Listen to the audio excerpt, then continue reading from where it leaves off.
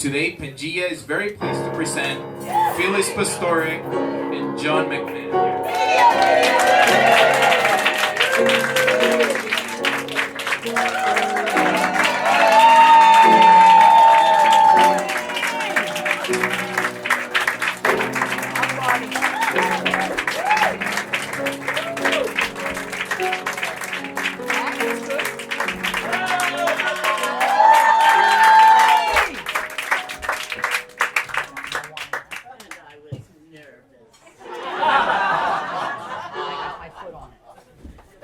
Please let me say from the start, I don't pretend to be smart.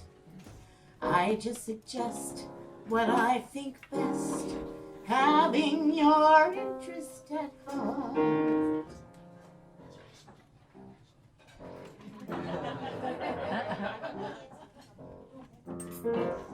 I only want what's the best thing for you, and the best thing for you would be me. I've been convinced after thinking it through that the best thing for you would be me. Every day to myself I say, point the way, what will it be? I ask myself, what's the best thing for you? And myself and I seem to agree that the best thing for you would be me. I am so excited to see you here tonight. This is my maiden voyage at Pangea, but not my maiden voyage with this guy, the guy who smacked me in the back of the head the first time we met, just his way of saying hello, Mr. John McMahon at the piano. Tonight we're celebrating my birthday. We're cheering because I'm still alive. And we're celebrating my 30th year in New York City. So hard to believe. I promise you that there is absolutely nothing socially significant about this show. I'm only going to be singing songs that I've sung, songs that I've always wanted to sing, telling a few stories, and there's going to be an awful lot about me. Every day to myself I say, point the way, what will it be? I ask myself, what's the best thing for you? And myself and I seem to agree that the best thing for you, oh, and definitely for you, the best thing for you would be me.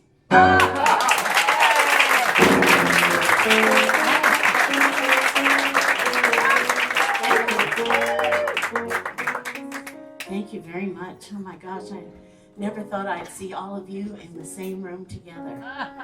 And I want to tell you it's a little horrifying. I don't ever want this to happen again. Mylan, look at you there. What, there was no Portuguese water dog show tonight?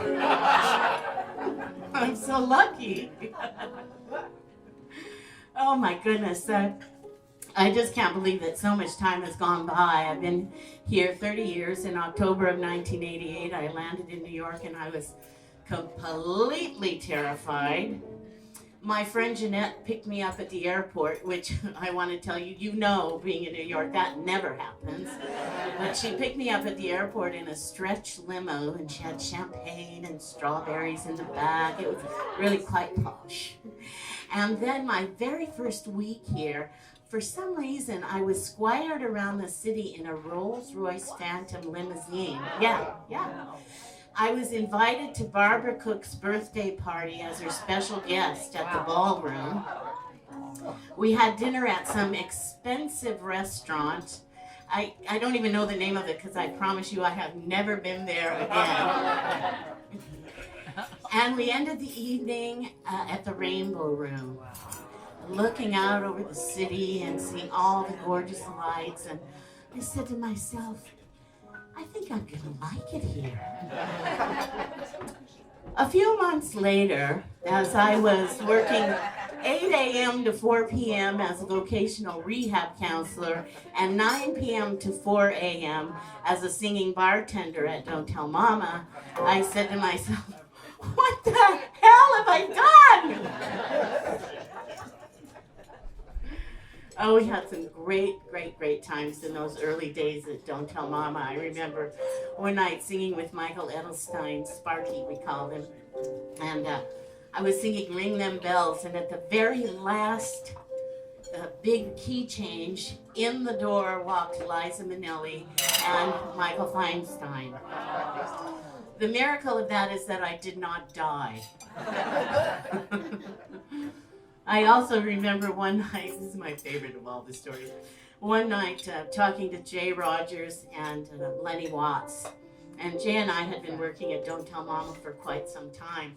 Lenny was brand new at the time. Now Lenny is like Mr. Cabaret. But at Don't Tell Mama in those days, they had everybody's headshot framed and they had them put up all around the bar. And so Lenny looked at me and he said, so just tell me, who do I have to sleep with to get my picture on the wall? And I said, well, that would be me.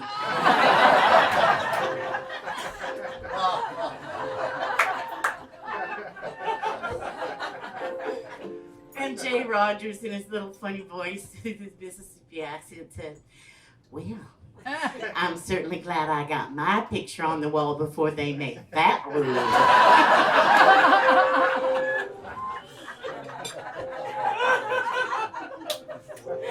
I knew then I needed new friends.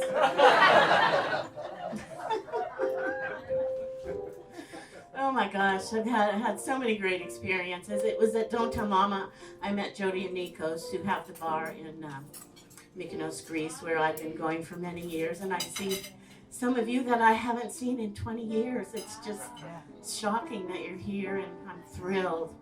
And so this next song is for all of you, mainly because I've known some of you from so many different places and for such a long time, and because you weathered the monsoon to get here. I give you this song. It was 30 years ago, I hardly can believe it, left my Rocky Mountain home for NYC. And of course I didn't know that by making that decision, just what this city had in store for me. I am now a part of an international family, which has made me all that I've become today.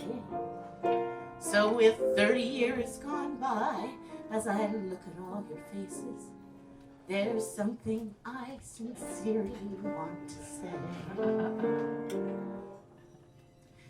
You must be starved for entertainment. It's a deprivation that's become widespread.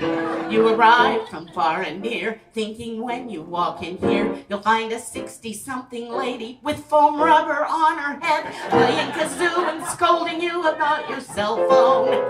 Yes, I know it's not a theater, it's a bar. Still, we battle every year, and there's one thing that is clear. This phenomenon is really quite bizarre. You must be starved for entertainment, and I'm oh so very glad you are. I'm not Madonna or Lady Gaga, though I've often been compared to Mama Cass. You've seen me with an itsy bitsy teeny weeny chocolate martini. I'll have one right now. And even wearing gum across my ass, which proves you must be starved for some excitement. I'm astounded that that your lives are such a bore. You strut on the street in Prada or out on the beach in Nada, and I'm stupefied to think that you could ever want for more. You come from London, Dublin, Rome, they're exciting. Paris, Amsterdam, Berlin, all fun galore. Still you're here most every night, and I'm certain that I'm right. You're sitting in the same seat as the night before. You must be starved for entertainment, and you're still coming back for more. Starved for entertainment, starved for entertainment, and gee, wow, thank God you're coming back for more and more and more. But wait, there's more. You must be starved for some attention. What other explanation can be used? Why else would you be right there with all that product in your hair? Or sitting right here in the danger seat, if not to be abused? You knew it was a mistake to sit there, didn't you, JRT? I must admit I love you, have a sense of humor. And I love it when I sing and you respond. And I'd really like to say that I'm thrilled in every way that you're not skinny, you're not female, you're not blonde. I mean a real blonde. You must be starved for entertainment. And gee, wow, oh, enough about you. This show really must go on and on and on and on and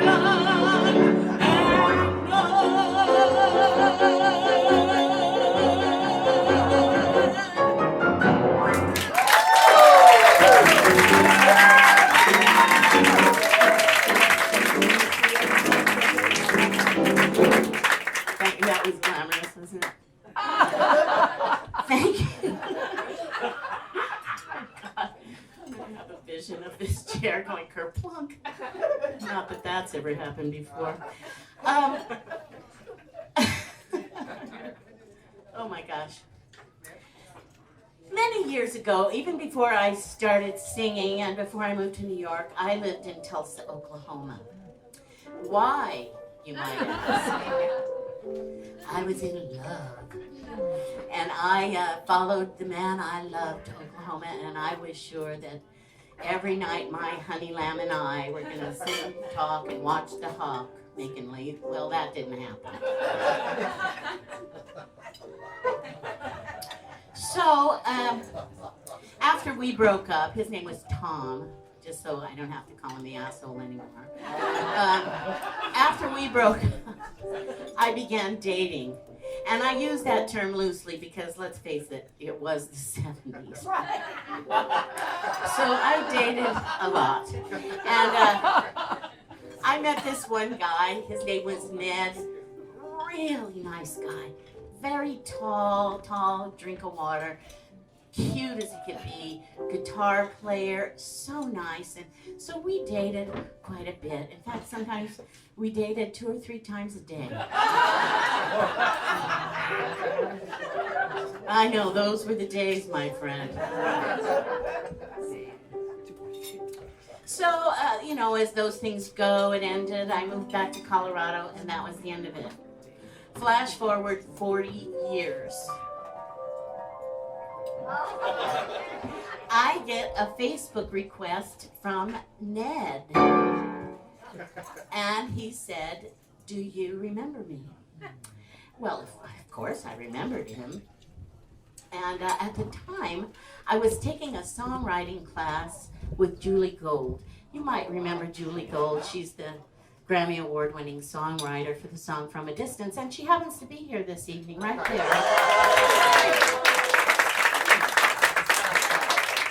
And if you're sitting in the front of the room, she actually is from a distance.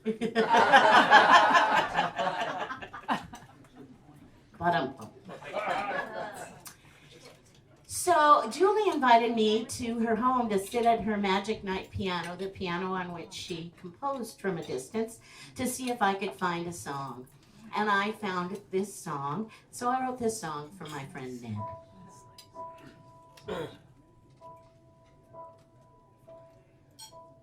Here's a key I found to some forgotten doorway. Studied all the twists and turns in its design.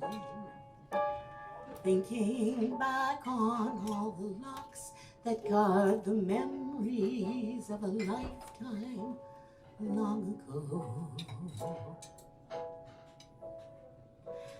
I remember you.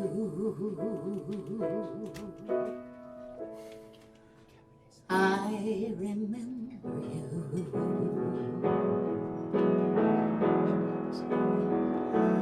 All the stars were winking back at their reflections in crystal waters on the lake at Broken Bow. Arms entwined, we shared our dreams, not knowing where or just how big those dreams might grow.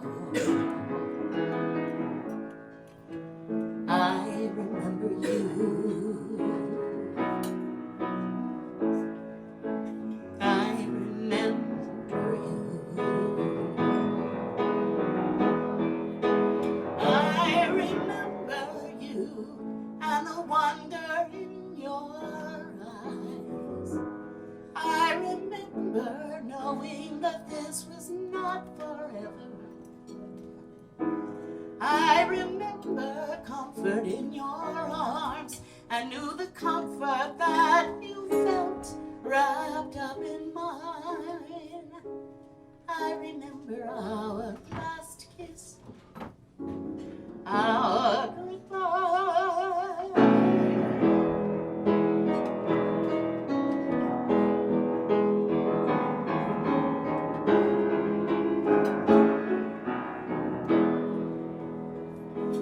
Here's a key I found to some forgotten doorway.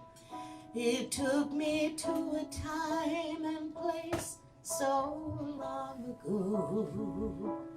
Put away the past and hide the tiny key that locks this place inside my heart.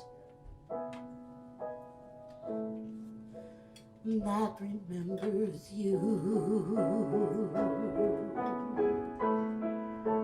I remember you, thinking of the boy and girl that I once knew. I remember them. I remember you. I remember you. I remember you.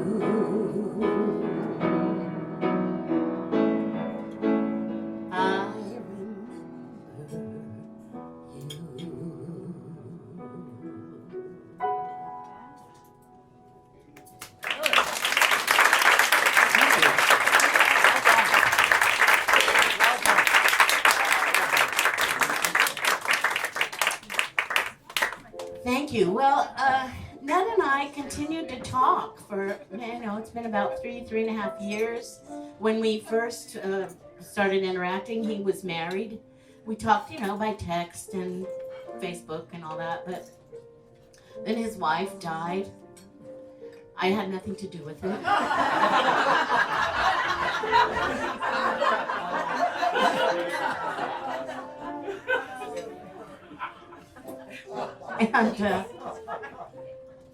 And then in January of this year, he uttered 5 of the most terrifying words in the English language. I'm coming to New York.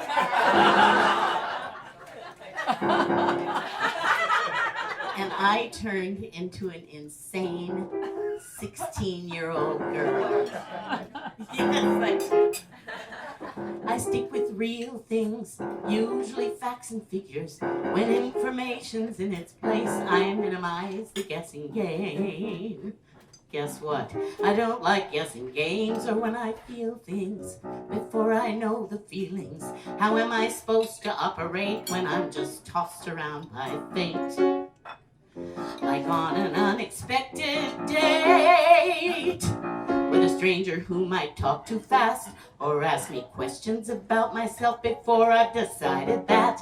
He can ask me questions about myself. He might sit too close or call the waiter by his first name or eat Oreos, but eat the cookie before the cream. But what scares me the most, what scares me the most is what if when he sees me, what if he doesn't like it, what if he runs the other way and I can't hide from it?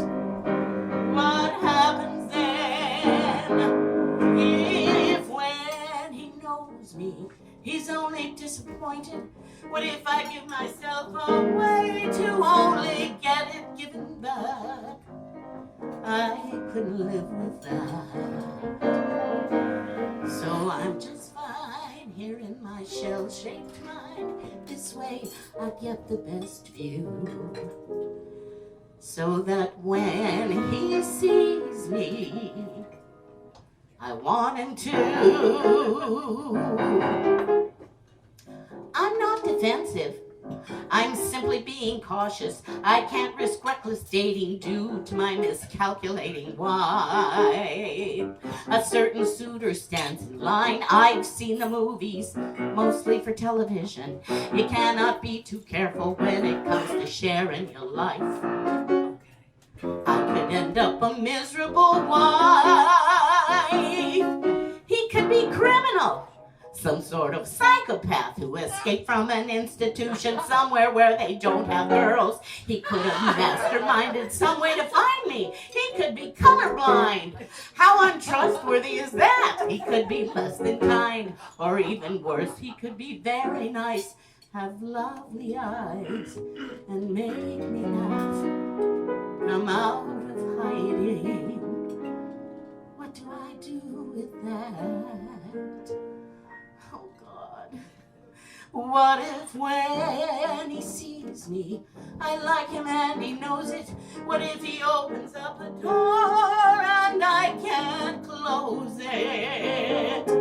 What happens then if when he knows me, my heart is set in motion? I'm not prepared for that. I'm scared of breaking open, and still I can't keep from hoping for someone I can talk to who likes the way I am. Someone who, when he sees me, wants to again. Yeah.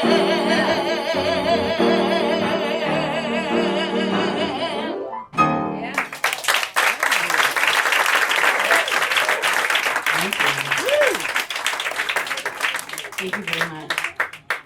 Well, for those of you who are interested in the final follow-up of this story, I did meet Ned in July. We had a lovely afternoon. He was here for a tall person's convention. Why tall people need to convene, I don't know. But he was here for that. And we had a really great afternoon, and I will not be moving to Tulsa, Oklahoma anytime soon. Thank you very much. I want to tell you that when I was living in Denver, I was a huge deal. I was Cabaret in Denver. There was no other Cabaret in Denver. It was just me. So, that was great. I liked that. I liked those odds. So imagine my shock and dismay when I came to New York and they actually asked me to audition to do my first show at Don't Tell Mama. Well, I was stunned. I'd never auditioned for anything in my life, which is weird because now I spend my whole life auditioning. So I agreed to the audition, and in the room walked 4 Cabaret luminaries. I shall not name them. Okay, I will. It was Sean Moninger, Lena Katrakis, Helen Baldessari, I want to get her name right, and Michael Flaherty. And they walked in like 4 Simon Cowells walking into that room. I want to tell you something, people. I sang really, really well. I sang my song. I sang high. I sang loud. I had a key change, for God's sake. And when I was done, they said, "Thank you." Thank you. What do I do with that? So, for 30 years, I've had kind of a bad taste in my mouth about the song. I kind of put it aside. And I think that now it's just time to get rid of all that. Just let it go. Yes. Let it go. So I'm going to sing for you now the song that got me the job.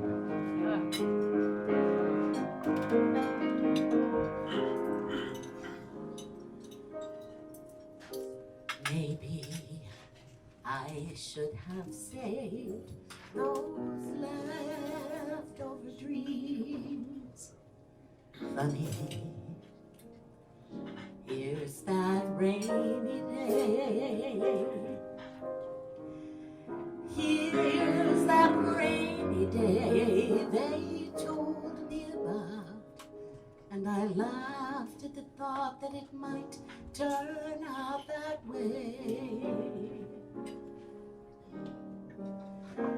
Where's that worn out wish that I threw aside after it brought my lover near? Funny how love becomes a cold, rainy day. Funny, that rainy day when the sun comes out and the rain stops beating on my window pane. When the sun comes out, there'll be bluebirds at my door, singing like they did before. That old storm broke out,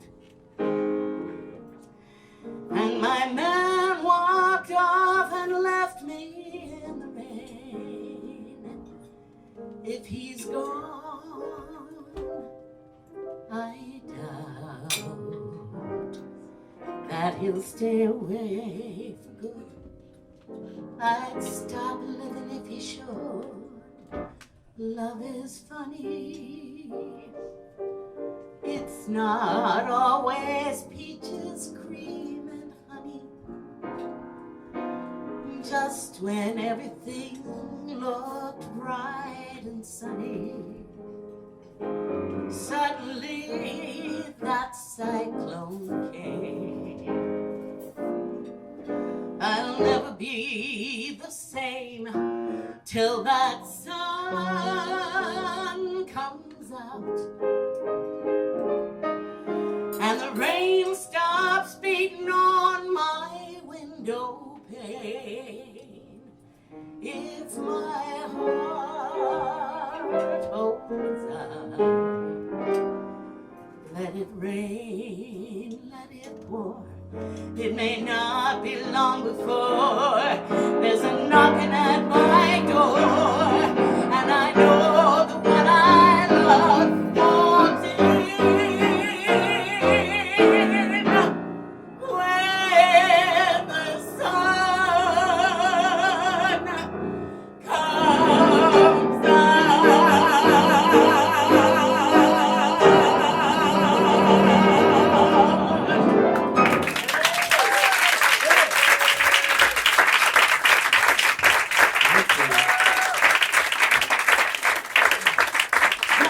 Thank you very much. Thanks, John. You're welcome. Anytime, Phyllis. I can barely see you back there. Hi. Raise your hand. Oh my God, there's people right there. I know. I have no idea. I retired from my job at King and Spalding a couple years ago. I've been having a really nice time of it. I watch a lot of daytime TV. And quite honestly, I spend a lot of time watching the Hallmark Channel. Now, there's a couple of reasons for this. One, I love all those sappy movies, but two, there's no news on the Hallmark Channel. So I don't have to see any of this anything that's going on out there in the outside The Hallmark world. Channel remains in 1952. And so- I like that. I like it. Problem with it. I like it a lot. I find myself, however, right in the demographic for all of the ads that are on the Hallmark Channel. Things about getting older, things like Beano. Our friend Paige is in that ad, by the way, for Beano. I see her every day. Talking about Beano. Let's see, what else is there? Whole life insurance, elder care. And my favorite one are the ads for incontinence supplies. Honestly, I'm so thrilled. Yeah, my favorite one is the I can't go to family events because I can't find an incontinence product that fits. You know, everyone knows where that is, right? Yeah. And also, you know, I'm thrilled that I can find incontinence panties that are pretty. And how did you find them? Yes, I find them very nice, John. Me and Carol Channing. Oh, God. Did I go there? What about the incontinence consultant? Oh, yes. Right. This is my favorite That's thing. what I was saying. I can get my incontinence supplies delivered directly to my door by calling my own personal incontinence specialist. Please tell me this. Can you imagine a kid in junior high going to the job fair and saying, "What do you want to be?" "Oh, I want to be a fireman." "What do you want to be?" "Oh, I want to be a policeman." "What do you want to be?" "I want to be an incontinence specialist." Anyway, I could go on for hours. But the thing that's most amazing about this is that I don't want to deal with this. I don't want to know about it. I don't want to acknowledge that this exists. Any of this exists at all. So I went to one of Julie Gold's shows. You might remember Julie. She's the Grammy Award-winning songwriter for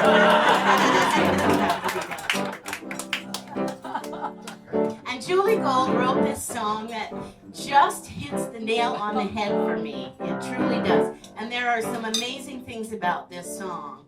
One, it's a sing-along. I know. It has a key change. And I'm going to teach it to you, and you're all going to sing along, aren't you? And the second thing is Julie shows her genius with the lyric because she rhymes the word. I can't remember the word. All I can think of is incontinent. Oh, intrepid. She rhymes the word intrepid in this song. I just had a senior moment. Are we ready? Are we who we are, or who we were, or who we'll be? When is it enough already? Are we who we are, or who we were, or who we'll be? When is it enough already? You have too much stuff already. I don't want to live until my clothes are out of style. They're already out of style and have been for a while. I don't want technology to leave me in the dust. Clinging to antiquity, my metals turn to rust. What I want, what I need, what I hope and pray will be is that I just drop dead and that's the end of me. Now this is the part that you sing, okay? I'm going to teach it to you. You just have to repeat after me, and we're gonna all have fun. And we're doing it about 40 or 50 times. So you have plenty of time to get it. What I want, what I need, what I hope and pray will be, is that I just dropped dead and that's the end of me. Very good. I don't want to live until my People magazine doesn't have a person, place, or thing I've never seen. And I am invisible to people on the street. Where I was invincible, I now am obsolete. Now you, what I want, what I need, what I hope and pray will be, is that I just dropped dead and that's the end of me. Any day now might not be so bad, while I still recall and love the life I had. And yes, I realize I may have many years to go, and I plan to live it up and let the good times flow. But I am not grandiose and I am not intrepid. I admit I'd rather quit before I am decrepit. Cheerio! What I want, what I need, what I hope and pray will be, is that I just drop dead and that's the end. What I want, what I need, what I hope and pray will be, is that I just drop dead and that's the end of me.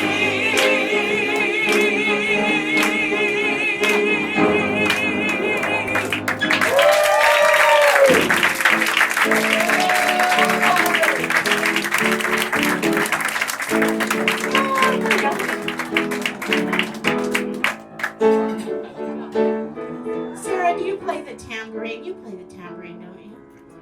I need, because I play so badly, so I need you to play the tambourine. I'll tell you when. This is my little friend, Sarah. She just got back from Greece a little while ago, singing in the piano bar. So did you. I hate your guts. Pearl's a singer. She stands up when she plays the piano in a nightclub. Pearl's a singer. She sings songs for the lost and the lonely. Her job is entertaining folks, singing songs and telling jokes in a nightclub. Now you can start. Pearl's a singer. There you go. And they say that she once was a winner in the contest. Pearl's a singer. And they say that she once cut a record. They played it for a week or so on the local radio. She never made it. She wanted to be Betty Grable, but now she sits here at a beer-steak table, dreaming of the things she never got to do, all those dreams that never will come true. Don't worry, you have a chance to get fancy in a minute. Now, singing in the piano bar in Mykonos, I've met these two guys, two great guys. They're Stephen and Graham, and they are from Scotland. And I want to tell you what, in the best of times, I cannot understand a single word they say.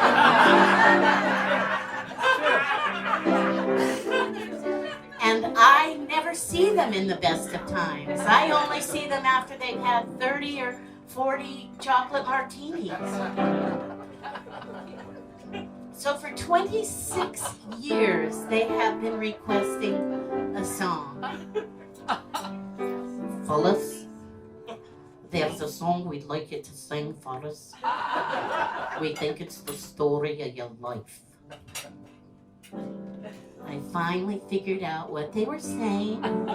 They were requesting this song. So this is for Stephen and Graham. Now they aren't here, but never let it be said I do not honor those requests. Now you can get really fancy, Sarah.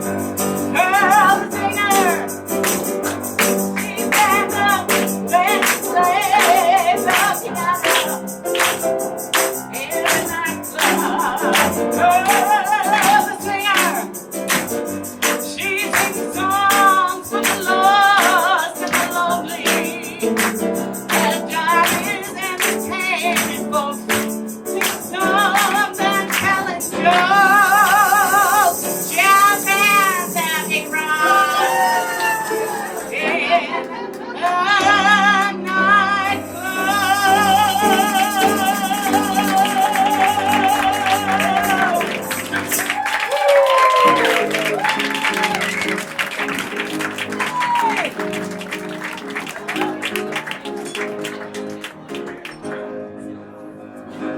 So afraid, very afraid to sit in the chair. Oh, that would have been terrible.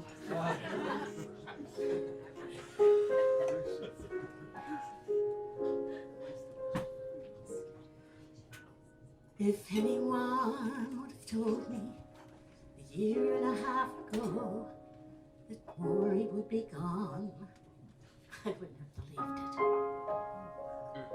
it. If anyone had told me I'd open up a store and make a go of it once more, I wouldn't have believed it. If anyone had told me a year and a half ago that I'd be dancing, going to a ballroom and dancing, I'd have said, who, me? I'd have said, not me. If anyone had told me a year and a half ago that there would be a man, I wouldn't have believed it. To think my eyes would shine again, that what was lost would be mine again, I wouldn't have believed it.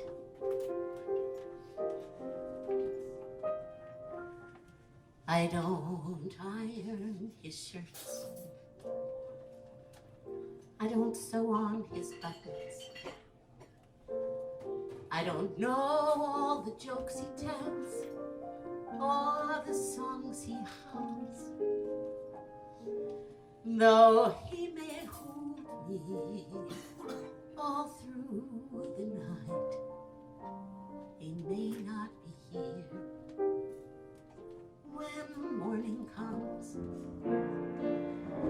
I don't pick out his ties or expect his tomorrows, but I know when he's in my arms, he's where he wants to be. We have no memories, bittersweet with time, and I doubt if he'll spend New Year's Eve with me. I don't share his name, I don't wear his ring. There's no piece of paper saying that he's mine, but he says he loves me, and I believe it's true. Doesn't that make someone belong to you? So I don't share his name, so I don't wear his ring.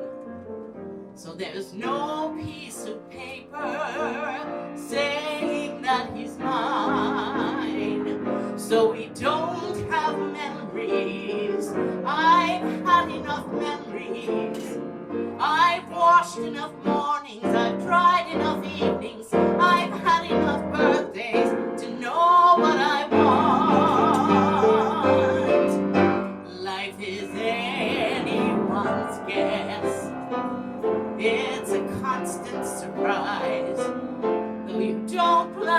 fall in love. When you fall, you fall.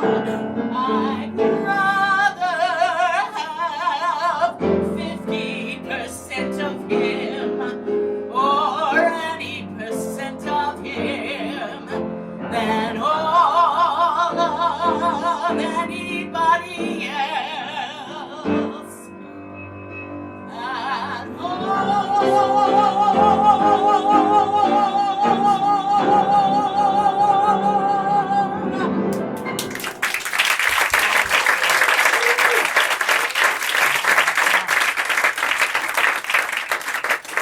And that's one of the songs I've always wanted to sing. I first heard it sung by my friend Allison Briner, singing in the piano bar at Don't Tell Mama. And she was going to be here tonight, but she fell and cracked her kneecap. And let me tell you what a brave soul she is. She managed to get on the subway with her husband to come down here for the show. Unfortunately, she tried to do that on Wednesday night. Yeah. Yeah. So I excused her from trying to make that trip again. But you know, the truth be told, I've stolen so many of Allison's songs from the piano bar. I've stolen a lot of people's songs, actually, because I was singing on a little island. I needed a lot of stuff. And this is the only song of Allison's I haven't stolen, and I wanted the complete set. Matching. Every song Allison Briner ever sang in the piano bar. John has traveled with me to Mykonos. We've had some great adventures together. We've been to Greece, of course. We had a couple of gigs in Atlanta at, who's from Atlanta? The Shoneuf Chateau with Mary Foster Conklin, another one who's on crutches. I was going to bring my cane in solidarity, but Mary has been, I've done so many shows with Mary, and I think she's been on crutches more often than not in these shows. But we went to the Ritz-Carlton Reynolds Plantation, which actually looks like Hogwarts. It's really cool, but they do have these big pillars that you think are marble, and I leaned into one time, and I left my handprint in it. Anyway, that's another story. So John and I went to Greenville, Mississippi. That was an adventure. That was quite an adventure, too. Yes, it was. We ran into a lot of things we never expected, but our hosts took us to this great place to eat. Yeah, we went to this place called, like, the classic Southern name, like, so basic, Doe's Eat Place. That was it. This big, like, they're driving us up, and it's like this crap. It looks like an abandoned, like, garage, like where they like the fixed cars. She's like, don't be dissuaded by what it looks like, because inside. So we get inside. It's all picnic tables. It's packed to the gills. These huge wrought iron ovens are right around. They're pulling the thing out of the oven right onto your plate.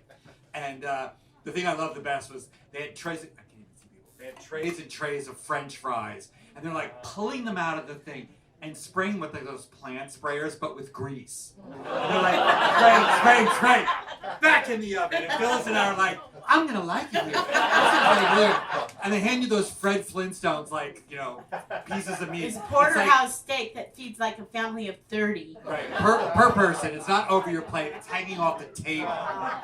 And they go like, it's really real. The people love it here because Bill Clinton goes here. And it was like, it's very famous. That's right. It's very famous. It's heart attack on a plate is what it is. And we have another really funny story that's so politically incorrect. We'll tell you privately later after the show. It was originally in the show, and tonight we went, should we do this? And it was no. We decided not to do that. No, we can't. I promise you, we will be imprisoned for this story. But we'll be happy to share it with you out in the bar. Yeah, privately. Well, it's really, really funny. And so politically incorrect.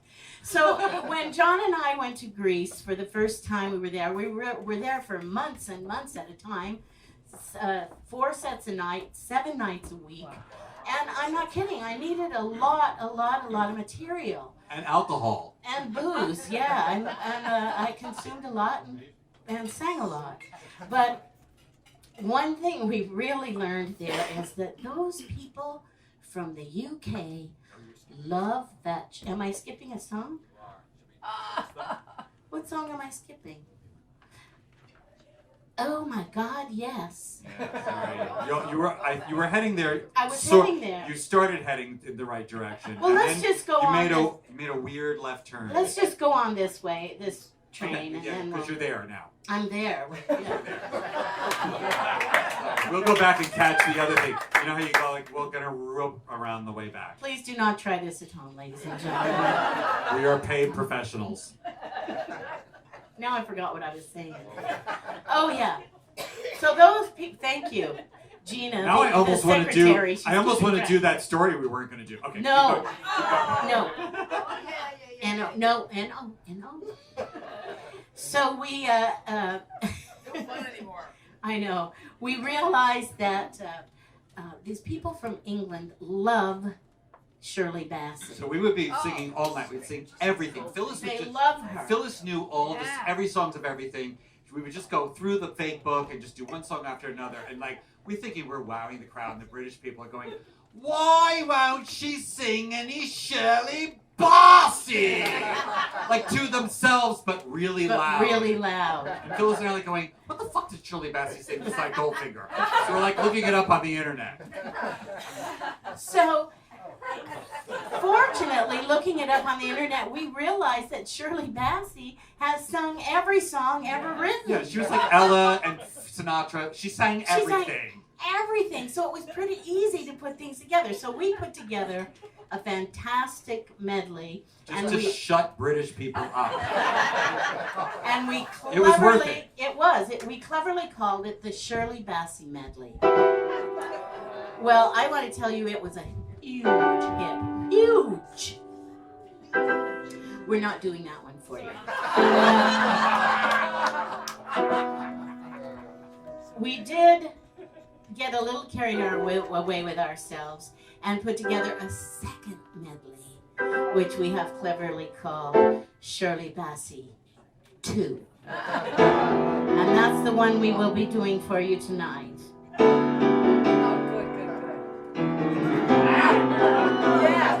didn't think you were getting out of here without the kazoo, did you? Funny. But a lonely day can make a person say, "What good is my life?" Funny. But a breaking heart can make you start to say, "What good is my life?" Funny. But it often seems I think I'll never find a dream in my life. Till I look around and see this great big world is part of me and my life. Yeah.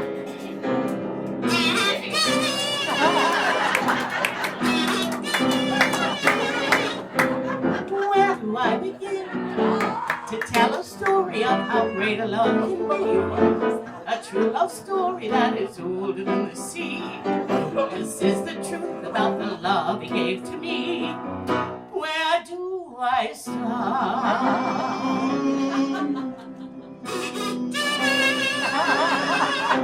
With his first hello, hello, he gave a meaning to this empty world of mine. There'll never be another love, another time. No more time. He came into my life and made the living fine. He fills my heart, yes, he fills my heart. He fills my heart with very special things, with angel songs, with wild imaginings. He fills my soul with so much love that everywhere I go, I'm never lonely with him along. Who would be lonely? Would you like to have fun? How's about you? Oh, laughs, I can show you a good time. Let me show you a right to the point. I don't pop my cork for every guy I see. She does. Hey, big spender. Hey, big spender. Hey, big spender.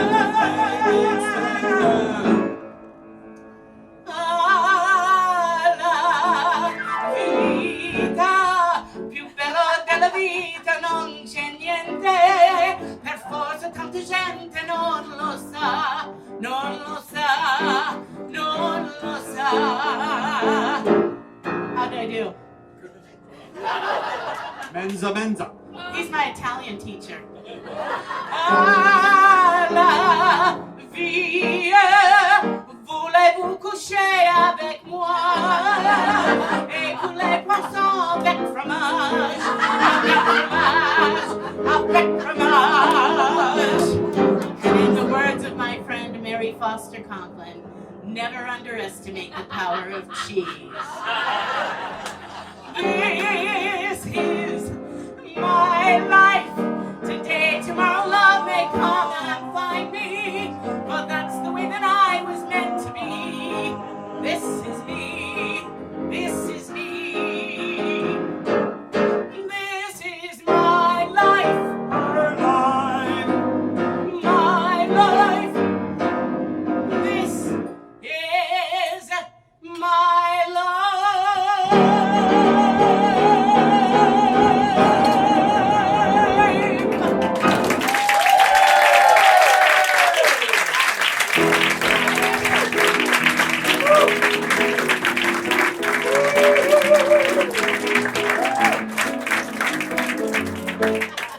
That's all it takes to make British people happy. That and a nice bit of chocolate. Okay, now looping back. Oh, yes, I forgot. I turned. Turn backwards. Yeah. This is actually Maybe better, this order. it is. Yeah. Thank you. We're instinctual.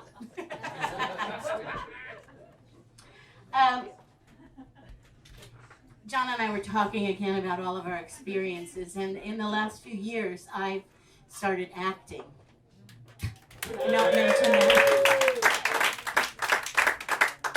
And I can't tell you how many people, and I mean many, many, many people, have suggested that I write down all of these stories and make a film, actually make a movie about my life. And I went, but I'm seriously thinking about it. You know, when they make a movie of my life, I hope they get somebody beautiful to play me. Somebody elegant and beautiful to play me when they make the movie of my life. And when they make the movie of my life, I hope they get somebody famous to direct it. Somebody famous, Evan Pappas, to direct it when they make the movie of my life. And everyone will see how hard life's been for me, how much I've overcome to be someone deserving of a motion picture. And when they write the book about my life, I hope they talk about my sexual adventures, my very legendary, passionate adventures, when they write the book about my life. And when they write the book about my life, I hope they mention I was very good with children and with the elderly and animals and children when they write the book about my life. And everyone will see they underrated me. Oh, how they disbelieved and misconceived this living saint and tiger woman. But if they really made a movie of my life, they'd show me watching every Hallmark Christmas movie. And if they really wrote a book about my life, they'd say I read a lot of nothing little novels. And all this is true, and everyone will see my mediocrity, how I deserve to be forgotten just like everybody else. Except maybe Julie Gold got me award.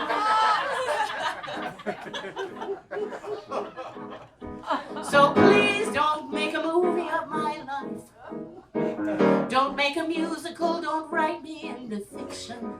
I don't deserve any portrayal or depiction. Please just let me live my little, really nothing very special, boring, unextraordinary, up to now, un-Oprah worthy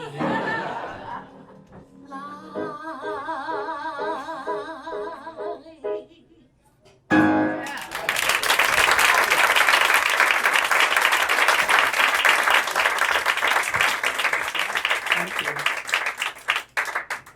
Wow, we're almost done. I can't believe it. I know, it went so fast.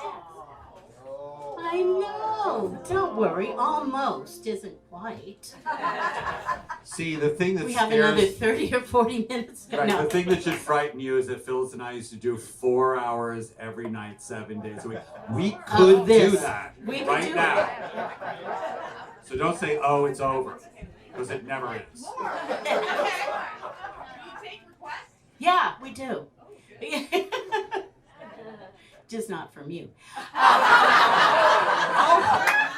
Can I tell you about Abby? I met Abby at an audition. We went to several pharmaceutical auditions together. And then we became friends and we played Words with Friends online. And I think this is only about the 5th time I've ever seen you live and in person, Abby. You're so fucking talented. Thank you. It's awesome. Thank you. And she said that word you said you couldn't say I know. today. I'm so happy about that. I told myself I wouldn't say the word fuck, and now here everybody else is saying it. This is you a bring great that way. out in people. I do. This is a great way to set up this beautiful song, John. Yes, yes. Just go into the toilet and then pull it out. It's the Phyllis Pastore show. Let's circle the drain, people circling the drain. Yes. And then flush. Oh my Prettiest Lord. song ever written, and It now is. here we go. This song really, I think of all the 30 years I've spent, the greatest accomplishment is collecting all of you lovely people in my life. So thank you so much for being here and making this a really great evening for me. And I hope for you too.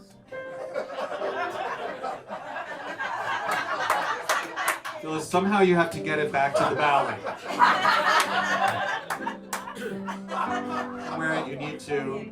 Can we just do the end of Shirley Bassey again? That worked really well.